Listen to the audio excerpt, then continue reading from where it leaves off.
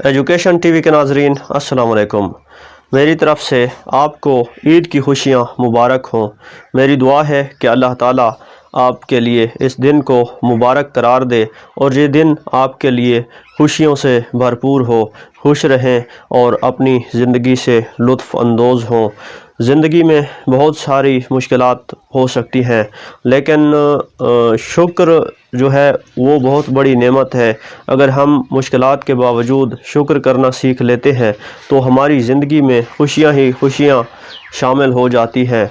इस दिन को मनाएं एक जज्बा के साथ, एक अज़्म के साथ, एक इरादा के साथ कि अपनी ज़िंदगी में भी आप एक तब्दीली लाएंगे और दूसरों की ज़िंदगी में भी आपका एक अहम किरदार होगा। ये दिन हमें सबक देता है दूसरों की ज़िंदगी में खुशियों का सबब बनने का और अपनी ज़िंदगी को भी तब्दील करने का।